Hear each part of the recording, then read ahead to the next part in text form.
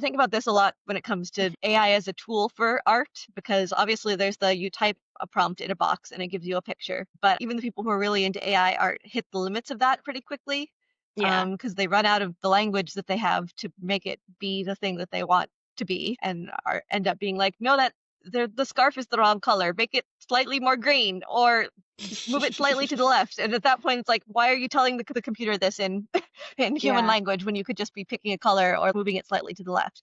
I feel like that also hits on the thing of there's a lexicon to use to refer to artistry and stuff like that. If you have somebody with that expertise using AI as a tool, you are going to get the better output than if you just have somebody who has Yeah. no idea what's going on.